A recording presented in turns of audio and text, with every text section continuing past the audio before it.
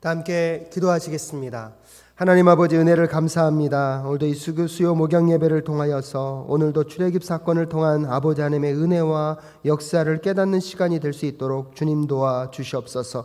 말씀 한 절 한 절과 또 출애굽 이야기를 통한 하나님의 역사를 경험함으로 오늘도 우리의 삶 속에서 우리를 지키시고 보호하시기 위하여 인도해 가시는 하나님을 만날 수 있는 귀한 시간 될 수 있도록 주님 도와 주시옵소서. 우리의 마음과 심령 위에 하나님의 음성, 하나님의 뜻, 하나님의 계획이 새겨지는 귀한 시간 될 수 있도록 주께서 인도하여 주시기를 간절히 간구하오며 존귀하신 예수 그리스도의 이름으로 기도드립니다. 아멘. 네, 계속해서 오늘은 여러분과 함께 가스펠 프로젝트 두 번째 권, 세 번째 이야기를 좀 나눌 수 있기를 바랍니다. 특별히 오늘은 구속하시는 그 하나님의 역사 속에서 그 구속자이신 하나님이 우리를 심판하심과 동시에 또 구원하시는 하나님이심을 또 말씀을 통하여서 깨달아 알아갈 수 있기를 바랍니다. 지난주에는 그 구속자 하나님, 구원하시는 하나님께서 당신의 자신을 직접 드러내시면서 구원의 역사를 일궈가고 계시는 부분에 대해서 여러분과 함께 은혜를 나눴습니다. 그래서 하나님은 직접 모세에게 당신이 어떤 분이신지를 드러냄과 동시에 또한 이스라엘 백성들, 비록 모세를 통하여서 하나님이 하나님의 메시지를 바로에게 전달했지만 그 바로에게 그 말이 전달됨으로 인하여서 이스라엘 민족 가운데는 더 힘든 고역과 어려운 순간을 맞이하게 됩니다. 그들의 고통의 신음소리 가운데 하나님은 다시 그분의 언약의 말씀을 재확인하시면서 하나님께서 해방시켜 주심과 하나님이 그들을 구속시켜 주심과 또한 그들을 하나님의 백성으로 입양하여 주심과 동시에 하나님의 그 기업, 하나님의 땅을 그들에게 상속하실 것을 약속하시면서 구속자 하나님의 이야기들을 계속해서 그들에게 들려주셨습니다. 그래서 마지막으로 하나님을 반대하는 그 거짓 신과의 첫 번째 전쟁인, 첫 번째 싸움인 그 나일강을 피로 변화시키는 사건에 대해서 지난주에는 여러분과 함께 말씀을 나누었습니다.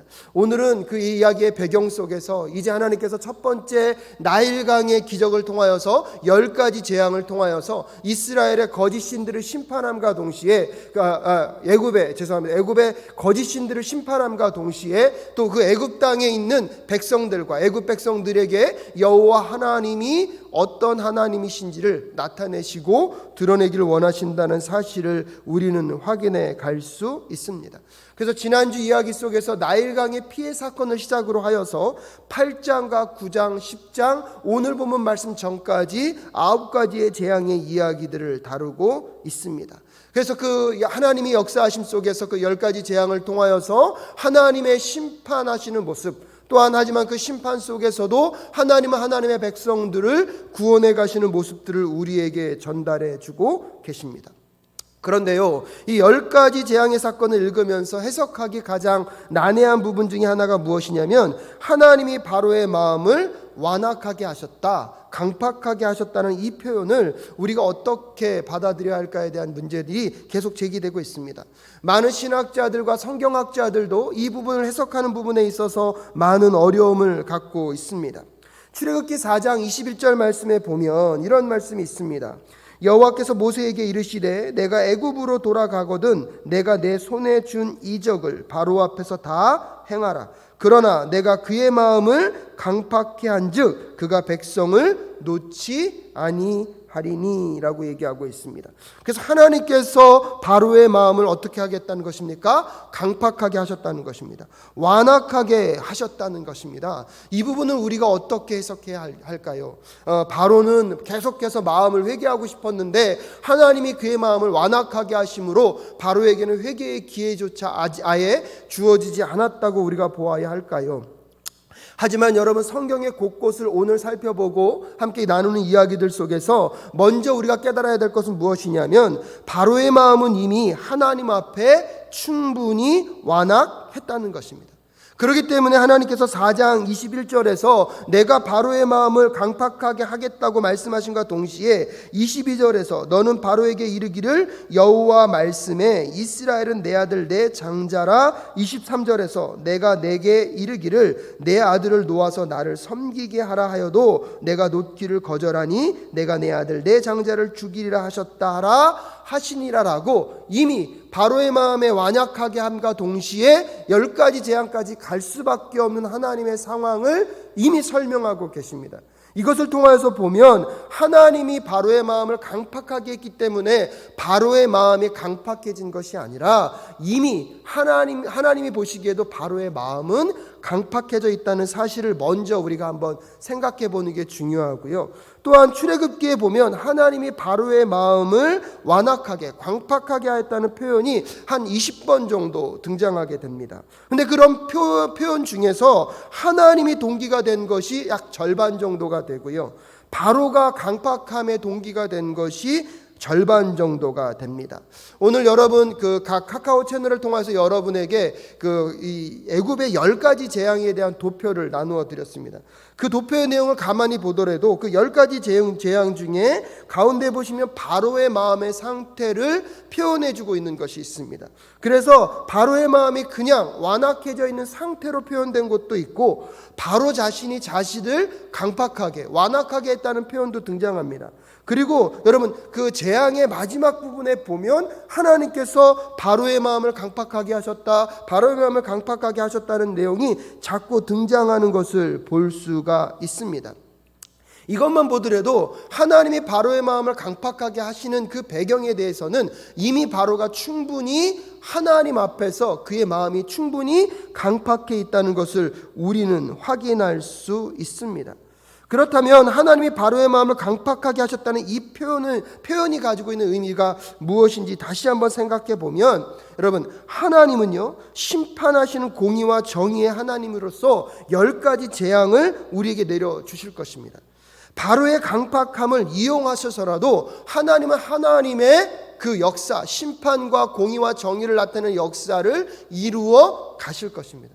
그런데 오늘 이 하나님께서 바로의 마음을 강팍하게 하셨다는 이 표현을 여러분 그냥 그대로 문자적으로만 갖고 와서 바로의 마음은 강팍함이 없었는데 하나님이 바로의 마음 가운데 강팍함을 심어주신 것이 아니라 하나님이 그 강팍함의 마음을 심어주기 전에 이미 바로는 이미 충분히 그의 마음 가운데 하나님을 부인하고 그의 마음과 그의 뜻대로 하고자 하는 그의 의지대로 가고자 하는 강팍함이 충분히 있었다는 것을 먼저 생각하시는 것이 옳습니다. 하나님은 그런 강팍함의 마음을 이용하셔서 하나님의 공의와 하나님의 정의를 10가지 재앙으로, 또 나중에 보시면 알겠지만 여러분 애국 군사들이 홍해로 쫓아오고 추적해오는 과정, 그 과정 가운데도 하나님은 바로의 마음의 강팍함을 이용하십니다. 그래서 신학자 제임스 브루크너는요 이 부분에 대해서 이렇게 이야기를 합니다. 하나님은 재앙의 마지막 순환에서 더 빈번하게 마지막 4재앙에서 바로의 마음을 적극적으로 완악하게 하십니다. 하나님이 바로의 마음을 완악하게 하시는 것은 바로가 자신의 마음을 스스로 완악하게 한 결정과 동일한 역할을 한다고 신학자 브루너는 이렇게 설명을 이미 하였습니다. 즉 완악한 마음이 없었는데 하나님이 완악하게 하셔서 완악하게 된 것이 아니라 이미 바로는 충분하게 완악한 마음을 가지고 있었다는 것입니다. 이 바로의 마음이 완악하게 광팍하게 되었다는 이 단어가요 하자크라는 단어와 이 카베드라는 단어가 교차적으로 사용되고 있는데, 이 하자크는 마음을 굳게 하다, 물리적으로도 그렇고 정치적으로도 그 마음을 또 생각들을 강하게 하고 굳게 한다는 의미가 있고요. 이 카베드라는 단어는 완고하고 자기 만족에 빠지다라는, 즉 자기 성취감에 빠진다는 뜻을 가지고 있습니다. 이 두 단어를 통하여서 바로의 마음이 완악하고 강팍했다는 것을 교차적으로 사용하면서 바로의 마음에 이미 화석처럼 딱딱하게 되어버린 그의 의지, 정말로 딱딱하게 굳어져 버린 그의 마음, 단단하게 묶여져 있기 때문에 바로의 이성은 이미 여러분 굳게 닫혀 있다는 것들을 이 강팍하다는 단어에서 우리는 확인할 수 있습니다. 또한 이스라엘 백성들을 핍박하기 시작하고 괴롭힐 때부터 이미 바로의 마음은 완악해져 있었습니다. 마지막 재앙까지 바로의 마음이 이미 충분히 완악했다는 것을 먼저 우리가 기억하는 게 중요하고요. 그렇기 때문에 재앙이 있을 때마다 그는 두려움도 느끼고 후회하는 마음이 일시적으로 있을 수 있었지만 진정한 회개로 그의 자신을 하나님께 내려놓았던 적은 없었던 거죠. 하나님이 어떤 분이신지를 여전히 부인하고 있고 자신이 신이라고 생각하는 이 바로의 완악함의 마음은 변화된 적이 없습니다. 그런 바로의 마음의 상태는요, 여러분 10가지 재앙, 특별히 장자 재앙을 끌고 가고 계신 하나님의 그 심판 앞에서도 바뀌지 않고요, 결국은 하나님의 심판의 결과의 끝에서 이스라엘 백성들을 보낼 수밖에 없었지만 다시 무엇합니까? 이스라엘 백성들을 추격하는 마음으로 끌고 가고 있습니다. 10가지 재앙이 진행되는 과정에서 바로의 완악한 마음이 이렇게 표현되고 있는 것이 무엇을 의미합니까? 이미 바로는 완악한 마음에 대한 책임을 피할 수 없다는 것을 우리가 기억할 필요가 있습니다. 그럼에도 불구하고 그렇다면 왜 출애굽기를 주고 있는 이 저자는 하나님이 바로의 마음을 완악하게 하셨다고 표현하고 있을까요? 하나님께서도 이런 바로의 완악한 마음을 이용하시면서 10가지 재앙을 내리시고 극적인 출애굽 사건과 동시에 홍해 사건까지 왜 이 바로와 애굽의 군대들을 끌어들이고 있다고 우리는 생각해야 할까요? 이 모든 과정에서 하나님이 어떤 분이신지 하나님은 드러내기를 원하셨기 때문입니다. 특별히 어떤 하나님을 강조하고 싶었던 것입니까? 이 모든 출애굽 과정에 하나님이 주도권을 갖고 계시고 하나님이 통제권을 갖고 계시다는 것을 강조하기 위하여서 바로의 마음을 완악하게 했다는 표현이 등장하고 있는 거고요. 또한 하나님도 이미 완악한 바로의 마음을 이용하서라도 하나님의 공의와 정의, 하나님이 계획하시는 이스라엘 백성들을 탈출시키는 그 역사를 누가 주도해 가고 계심을, 하나님이 주도해 가고 계심을 강조하는 차원에서 이 본문은 우리가 다시 한번 해석할 필요가 있습니다. 또한 여러분, 이 모든 과정들을 통해서 하나님은 공의와 정의의 하나님이심을 하나님은 드러내기를 원하셨고요, 또한 학대받는 자들에게 강력한 구속자이심을 하나님은 드러내기를 원하셨습니다. 그리고 네 번째는 무엇입니까? 전체 피조물의 창조자가 이 10가지 재앙을 통하여서 내가 이 모든 피조물의 창조자임과 동시에 주권자이고 주관자이심을 하나님은 드러내기를 원하십니다. 그리고 마지막으로 하나님이 어떻게 그들을 즉 하나님의 백성을 구속해내시고 재창조하여 가시는지 하나님이 그 이야기를 세상에 전달하기 위하여서, 그렇다면 이스라엘 백성들이 그것을 어떻게 해야 됩니까? 경험을 통하여서 알아야 하기 때문에 하나님은 10가지 재앙을 끝까지 끌고 가시는 사건입니다. 그러면서 바로의 마음을 때때로 강팍하게 하셨다는 그 표현의 의미가 무엇인지 다시 한번 생각해보는 이 시간이 되실 수 있기를 바랍니다. 여러분, 이 부분은 조금은 이 출애굽기 10가지 재앙 사건을 우리가 읽으면서 마음 가운데 좀 어려울 수 있는 내용이기 때문에 먼저 설명을 드리고, 오늘 여러분과 함께 하나님은 우리의 심판자가 되심과 동시에 구출하여 내시는 구속자, 구원자이심을 함께 살펴보며 나아가실 수 있었으면 좋겠습니다. 그래서 오늘 본문 말씀 먼저 또 함께 읽도록 하겠습니다. 출애굽기 11장 4절부터 8절까지의 말씀을 한번 읽도록 하겠습니다. 함께 읽겠습니다. 시작. 모세가 바로에게 이르되 여호와께서 이같이 말씀하시기를 밤중에 내가 애굽 가운데로 들어가리니 애굽 가운데 처음 난 것은 위에 앉은 바로의 장자로부터 맷돌 뒤에 있는 여종의 장자까지와 모든 생축에 처음 난 것이 죽을지라.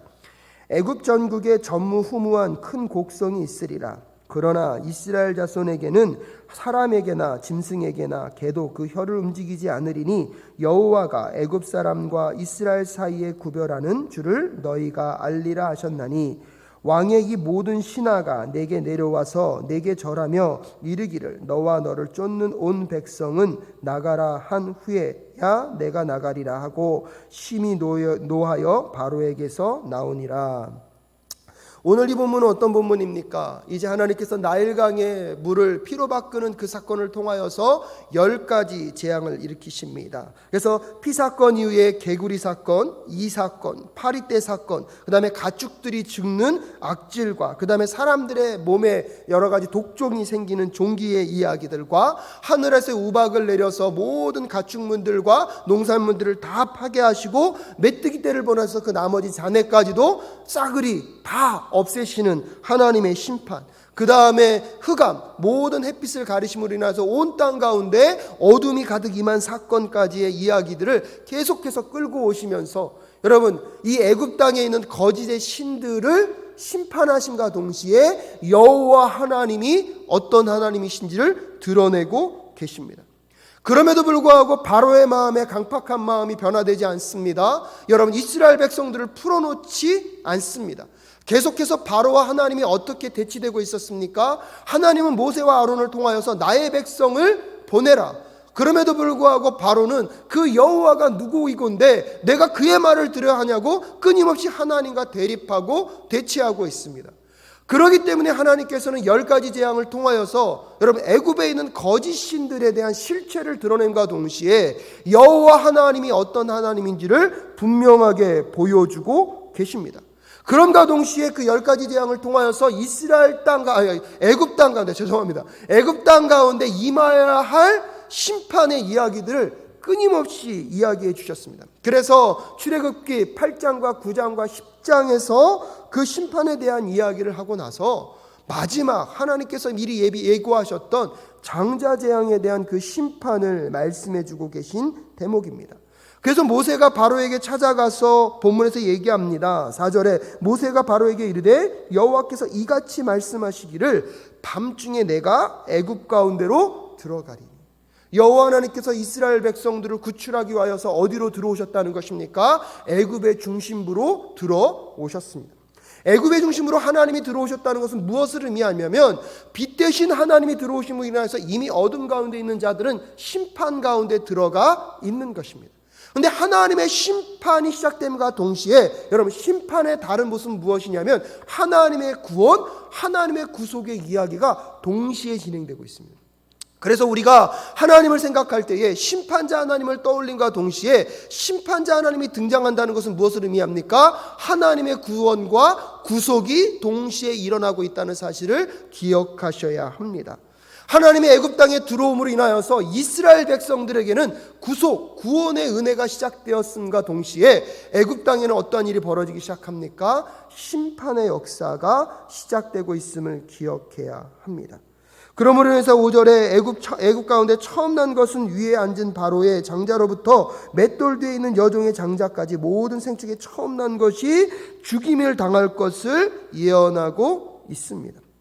이 마지막 장자의 재앙을 통하여서 아마 이스라엘 백성들은 결국은 구속의 은혜를 경험하게 될 거고 해방의 역사를 경험하게 될 것입니다. 하지만 그 해방의 역사가 있기 위하여서 애굽 땅에는 무엇이 임하여야 합니까? 하나님의 심판이 임할 수밖에 없습니다. 그 장자 모든 처음 난 초태생들이 다 죽음의 역사 가운데 죽음의 그림자로 들어갈 수밖에 없는 그 환경 가운데 놓여 있지만 여러분 이 심판의 중심부에도 어떤 은혜가 있습니까? 오늘 7절 말씀에 보면 그러나 이스라엘 자손에게는 사람에게나 짐승에게나 개도 그 혀를 움직이지 않으리니. 이 표현 자체가 무엇이냐면 하나님의 보호 아래에 있는 백성들은 안전할 것이라는 것입니다. 하나님의 은혜 아래에 있는 자들은 안전할 것임을 미리 묘사하고 있습니다. 그러면서 8절에 왕의 이 모든 신하가 내게 내려와서 내게 절하며 이르기를 너와 너를 쫓는 온 백성은 나가라 한 후에 야 내가 나가리라 하고 심히 노하여 바로에게서 떠나오게 됩니다.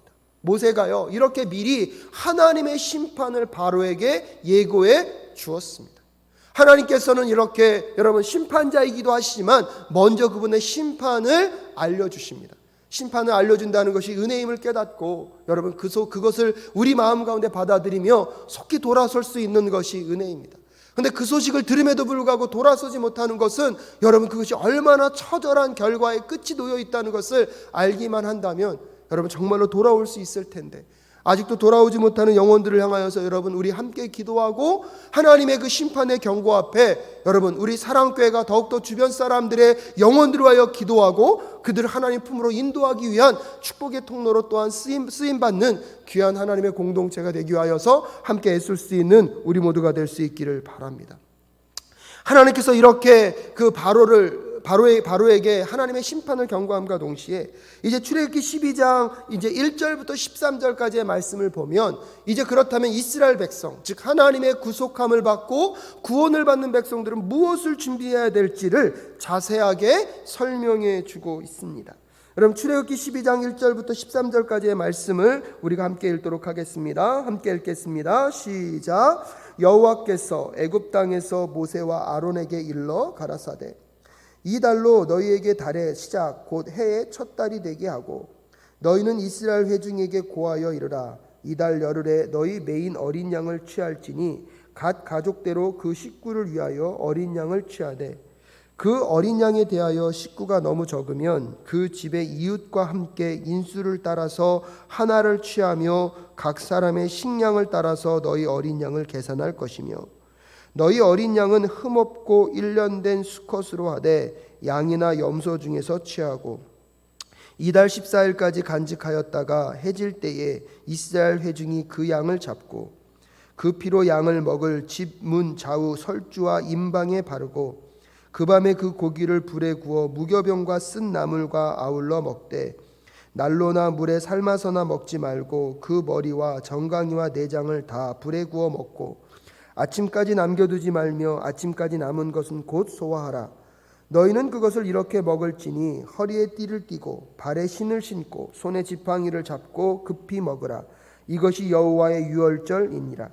내가 그 밤에 애굽 땅에 두루 다니며 사람과 짐승을 물어나고 애굽 나라 가운데 처음 난 것을 다 치고 애굽의 모든 신에게 벌을 내리리라. 나는 여호와로라.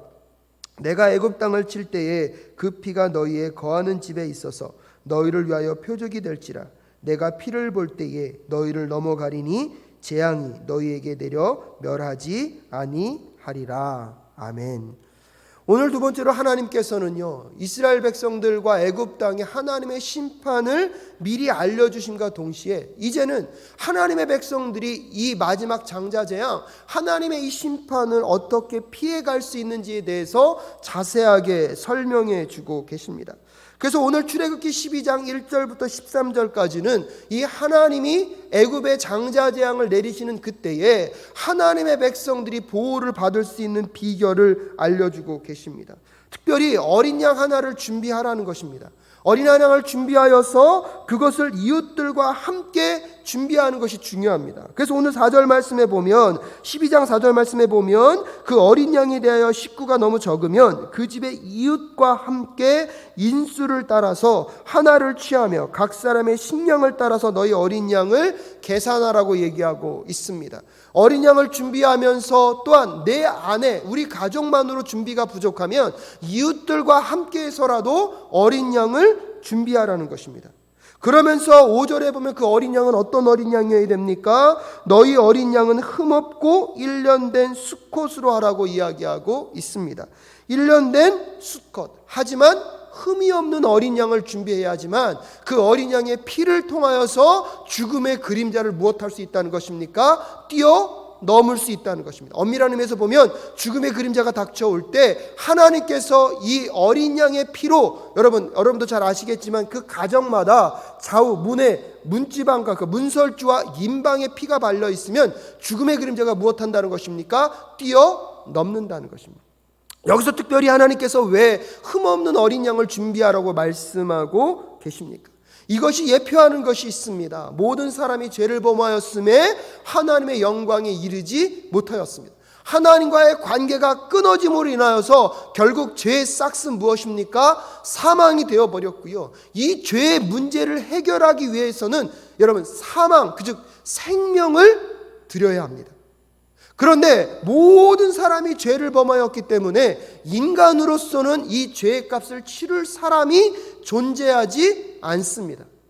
그리하여서 하나님께서는요, 하나님의 하나밖에 없는 독생자 예수 그리스도, 하나님이신 그분의 그 자격, 하나님과 동등됨을 취할 것을 버리시고 자신을 비우시고 이 땅 가운데 오셔서 인간의 몸을 입고 오실 수밖에 없었던 것입니다. 예수 그리스도의 성육신 사건은 여러분 흠없는 제물이 필요했기 때문에 인간의 모든 죄악의 문제를 풀고 인간의 죄의 문제를 해결하려면 흠없는 어린 양, 여러분 아무 죄가 없는 분이 필요했기 때문에 예수 그리스도가 이 땅 가운데 오실 수밖에 없었습니다. 그렇기 때문에 오늘 이 유월절, 이 특별히 장자재앙을 피해가기 위하여 필요한 제물을 준비할 때 흠없는 어린 양이 필요하다는 것이 그만큼 중요한 것입니다. 이 흠없는 어린 양은 오실 예수 그리스도, 그 예수 그리스도를 예표하고 있고요. 그 예수 그리스도가 이 땅 가운데 오실 수밖에 없는 이유는 무엇이냐면 죄를 사하기 위해서는 흠없는 하나님의 어린 양이 필요했기 때문입니다. 그렇기 때문에 예수 그리스도가 이 땅 가운데 흠없는 어린 양으로 오셔서 우리의 죄를 위하여서 십자가에서 물과 피를 다 쏟으셨기 때문에 오늘날 우리에게 구속의 은혜가 있는 것입니다. 그것을 보여주는 하나의 그 장면이 이미 이 애굽 땅에 내려지고 있는 이 장자 재앙을 통하여서 하나님이 미리 우리에게 무엇하고 계십니까? 설명해 주고 계신 것입니다. 그래서 오늘 본문 12장 5절에 보면 너희 어린 양은 흠없고 1년 된 수컷으로라고 얘기하고 있고요. 그 피를 7절에 보면 양을 먹을 집 문 좌우 설주와 임방에 바르라는 것입니다. 문설주는요, 그 문에 들어갈 때 좌우 양쪽에 세로로 세워져 있는 것. 임방은 여러분 가로로 놓여져 있는 것을 임방이라고 말합니다. 거기에 피가 발라져 있다는 것은 이미 무엇을 선포하고 있는 것입니까? 이 가족은 죽음의 사망의 그림자로부터 이미 해방되었다. 죄의 문제로부터 이미 이 죽음의 그림자로부터 자유케 되었다는 것이 여러분 그 문에 피를 바름으로 인하여서 이미 선포된 것입니다. 오늘날 우리가 예수 그리스도의 십자가를 믿는다는 것, 예수 그리스도의 십자가가 나의 죄를 사했음을 믿는다는 것이 무엇을 의미합니까? 바로 이것을 의미하는 것입니다. 우리에게 십자가가 있다는 것은 이미 죄에 대한 문제에 대해서 여러분 해결을 받았다. 예수 그리스도의 그 십자가의 피를 믿음으로 인하여서 하나님의 백성이 되었다는 것은 이미 우리가 그 모든 죄와 사망의 어둠으로부터 해방되었음을 여러분 이미 선포되고 있음을 여러분 우리는 의미한다는 사실을 깨달아야 합니다. 그런 점에서 오늘 여러분이 어린 양을 잡아서 그 어린 양을 그 가정, 그 양을 먹는 각 집의 좌우 문설주와 임방에 바른다는 것은 그런 의미를 갖고 있습니다. 또한 8절에 보면 그 밤에 그 고기를 불에 구워 먹으라고 얘기하고 있습니다. 무교병을 먹는다는 것도요, 이 무교병이라는 것은 누룩을 넣지 않은 빵은요, 가장 빵을 빨리 만들 수 있는 방법 중에 하나가 이 누룩이 없는 무교병입니다. 또한 그것을 무엇과 함께 먹습니까? 쓴 나물과 함께 먹는다는 것은 그것을 기억하라는 것입니다. 너희들이 이 애굽에 종살이했을 때의 그 어려움과 고통, 구원받고 구속되고 구출되기 전에 너희들의 상태가 어떠하였는지를 생각하면서 무엇을 먹으라는 것입니까? 쓴 나물을 먹으라는 것입니다. 사랑하는 사랑께 성도 여러분, 우리가 예수 그리스도의 그 십자가의 구속의 은혜, 예수 그리스도의 그 십자가의 피로 인하여서 우리가 구원받기 전에는 이 죄와 어둠 가운데 종노릇하며 사망의 종노릇하며 살았던 그 고통스러운 순간들이 있습니다.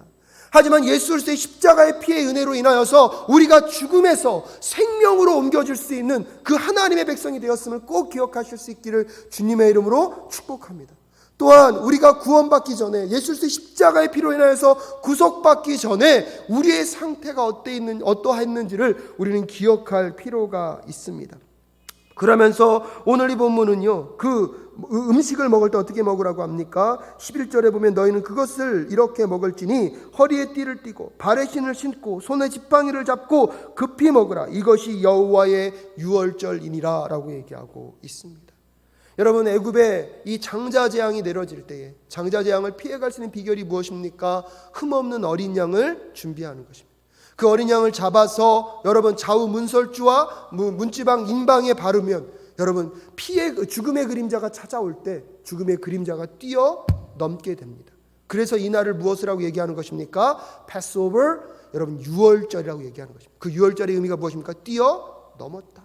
죽음의 재앙이 찾아올 때에 여러분 그 흠없는 어린 양의 피로 인하여서 죽음의 그림자가 영향력을 행사하지 못하고 뛰어넘는 은혜의 그 순간이 오늘 이 10번째 장자 재앙에서 우리에게 보여주고 있습니다.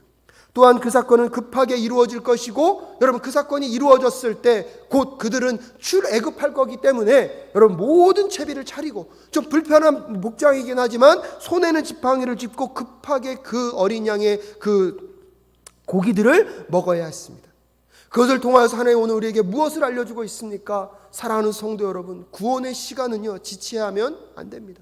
지금도 오늘도 하나님께서 우리를 구원하기를 원하시는 그 순간이 얼마나 긴박하고 중요한 순간임을 깨닫고요, 여러분 구원의 문제에 있어서는 지체하지 않는 저와 여러분이 되어야 할 줄로 믿습니다. 그렇기 때문에 오늘도 우리가 살아가는 이 삶의 현장 속에서 아직도 하나님을 알지 못하고 예수 그리스도의 십자가의 피로 인하여서 죄의 문제를 해결받지 못한 그 영혼들을 향하여서 오늘도 우리는 다가가서 그들에게 빨리 여러분 어둠으로부터 나와서 하나님의 십자가로 뛰어들라고 여러분 그들에게 끊임없이 그리스도의 복음의 소식을 전해야 할 줄로 믿습니다. 하나님은 이렇게 이스라엘 백성들에게 여러분 마지막 10가지 장자 재앙을 피해갈 수 있는 비결을 자세하게 설명해 주셨습니다. 그리고 그 설명이 완전히 완성되어지고 이제 하나님의 때가 되었을 때 마지막으로 하나님은 어떻게 하십니까? 하나님의 심판은요 엄중하고 지체하지 않습니다. 그래서 오늘 본문 말씀 출애굽기 12장 이제 29절과 32절 말씀을 함께 읽도록 하겠습니다. 함께 읽겠습니다. 시작. 밤중에 여호와께서 애굽 땅에서 모든 처음 난 것 곧 위에 앉은 바로의 장자로부터 옥에 갇힌 사람의 장자까지와 생축에 처음 난 것을 다 치심해 그 밤에 바로와 그 모든 신하와 모든 애굽 사람이 일어나고 애굽에 큰 호국이 있었으니 이는 그 나라에 사망치 아니한 집이 하나도 없었음이더라. 밤에 바로가 모세와 아론을 불러서 이르되 너희와 이스라엘 자손은 일어나 내 백성 가운데서 떠나서 너희의 말대로 가서 여호와를 섬기며 너희의 말대로 너희의 양도 소도 몰아가고 나를 위하여 축복하라 하며 라고 얘기합니다. 하나님은 심판에 대해서 미리 예고하셨습니다. 또한 그 심판을 피해갈 수 있는 방법들을 하나님의 백성들에게 알려주셨습니다. 하나님의 때가 되었을 때 하나님의 심판은요 지체하지 않습니다. 엄중하고 굉장히 무섭게 다가오고 있습니다. 그런데 그 심판 안에는 무엇이 또한 있다고 말씀드렸습니까? 하나님의 구속과 은혜. 그 하나님의 구속과 은혜는 무엇에 기인하고 있는 것입니까? 하나님의 자비와 하나님의 은혜에 기인하고 있는 것입니다. 비록 여러분 애굽의 신들에 대한 여호와 하나님의 심판의 준엄함이 오늘 장자 재앙을 통하여서 마지막 이루어집니다. 그 심판으로 인하여서 여러분 애굽 하나님의 보호를 벗어난 가정에는 여러분 슬픔의 통곡의 소리가 흘러넘치고 있습니다. 그럼에도 불구하고 하나님이 보호하기를 원하셨던 하나님의 백성들에게는요 그 죽음에 여러분 저주가 머물지 않고 여러분 구속과 은혜의 잔치가 벌어지고 있습니다. 하나님께서 애굽 땅에 내린 10가지 재앙의 내용을 가만히 보더라도 하나님의 백성들은 끊임없이 보호를 받습니다. 그렇지 않는 백성들은 하나님의 심판의 대상 가운데 놓여 있을 수밖에 없습니다. 사랑하는 사랑교회 성도 여러분, 오늘 이 9월 유월절의 사건을 통하여서 우리가 기억해야 될 것은 무엇입니까? 여러분 세상이 줄 수 없는 진정한 자유는요 여러분 예수 그리스도의 십자가의 사건 아래서 우리에게 허락되는 것입니다. 즉 하나님의 어린 양이신 예수 그리스도가 아니고서는 여러분 우리에게는 이 자유와 해방, 진정한 세상이 줄 수 없는 이 자유를 우리는 누릴 수가 없습니다. 이 자유의 사건을 위해서 하나님의 심판이 이 땅 가운데 와야 하고요. 그 심판이 오는 그 가운데 속에서 여러분 하나님 나라 백성들이 이렇게 구속과 자유함과 구원을 경험할 수 있는 것은 예수 그리스도의 희생이 있었다는 사실을 여러분 우리는 꼭 기억해야 합니다. 더불어서 여러분 지금 우리는 그 예수 그리스도의 희생을 통하여서 이 구속, 이 구원받은 기쁨과 자유를 누리고 있다면 그것을 전해야 될 사명도 우리에게 있다는 사실을 꼭 기억하실 수 있기를 바랍니다. 오늘 출애굽기 11장과 12장의 이야기를 통해서 우리가 알아야 될 것들은 무엇입니까? 하나님은 하나님의 심판에 대해서 준엄하게 경고하셨습니다. 경고함과 동시에 하나님은 그 심판을 피해갈 수 있는 길들을 이스라엘 백성들에게 자세하게 설명해 주셨고요. 또 하나님의 때가 되었을 때 하나님의 심판은 준엄하게 이루어집니다.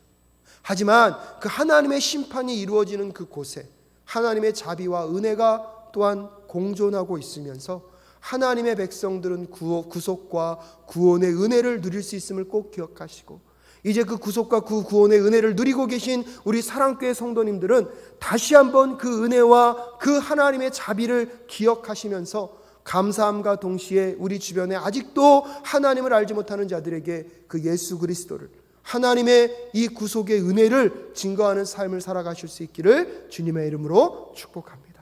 우리 오늘 이 시간 함께 기도하며 나아갈 때 아직도 하나님을 알지 못하고 예수 그리스도의 십자가의 은혜를 경험하지 못하는 분들이 계시다면 하나님 그들을 구원하여 주시옵소서. 하나님 그들에게 하나님의 긍휼과 자비의 은총이 흘러넘치게 하셔서 하나님 앞에 돌아올 수 있는 은혜를 허락하여 달라고 우리 한 목소리로 기도하며 나아가실 수 있기를 바랍니다. 우리 함께 기도하겠습니다. 하나님 간절히 간구하며 기도하며 나아갑니다. 정말로 하나님의 그 심판 그것이 엄중하게 경고되어 있음에도 불구하고 완악하고 강팍한 바로의 마음은 돌아서지 않습니다. 하나님은 하나님의 공의와 정의를 드러내기 위하여서 하나님 끊임없이 10가지 재앙을 통하여서 애굽 땅 가운데 하나님이 어떤 하나님이신지, 하나님이 어떠한 하나님이신지를 드러내고 계십니다. 여러분, 심판이 이루어지는 그 순간 속에서도 하나님께서는 이스라엘 백성들에게 피할 길을 알려주시고 그 죽음의 그 그림자를 아버지 피해갈 수 있는 길들을 알려주셨던 그 하나님을 다시 한번 마음 가운데 새길 수 있는 시간 될 수 있도록 주님 도와주시옵소서. 하나님의 심판은 반드시 이루어집니다. 하나님의 심판의 때는 반드시 오게 될 것입니다. 하나님, 우리 주변에 아직도 그 하나님을 알지 못하는 수많은 영혼들이 있습니다. 그들을 주님의 품으로 인도하여 주십시오. 우리 또한도 우리 입술을 벌려서 그 영혼들에게 하나님의 심판과 하나님의 구속의 은혜와 하나님의 그 구원의 은총을 증거하는 삶을 살 수 있도록 주님 도와주시옵소서. 그 영혼들을 불쌍히 긍휼히 여겨주시고 하나님의 품으로 인도하여 주시옵소서. 사랑이 많으신 아버지 하나님, 은혜를 감사합니다. 오늘 출애굽 11장과 12장 이야기를 통하여서 하나님의 심판과 하나님의 심판을 피해가기 위하여 이스라엘 백성들이 취해야 할 유월절의 사건들과 또한 하나님의 심판은 반드시 이루어짐을 깨닫게 하시며 주님 감사합니다. 아직도 우리 주변에 하나님을 알지 못하고 예수 그리스도의 십자가를 알지 못함으로 죽음과 사망 가운데 놓여있는 아버지의 백성들에게 아버지 이 소식을 전하게 하여 주십시고 그들도 십자가 아래서 이 구속의 은혜를 하나님 이 구원의 감격을 경험할 수 있도록 인도하여 주시옵소서. 유월절 사건을 통하여서 우리가 깨달아야 할 메시지들과 의미가 있다면 하나하나 마음 가운데 새길 수 있도록 주님 도와주십시고 오늘도 우리를 위하여서 먼저 십자가에서 희생하신 예수 그리스도의 그 십자가 희생을 생각하며 우리의 삶 가운데 감사와 또한 마땅히 우리가 살아가야 할 사명자의 삶을 살아갈 수 있도록 인도하여 주시옵소서. 함께하여 주실 것을 믿사오며 존귀하신 예수 그리스도의 이름으로 기도드립니다. 아멘.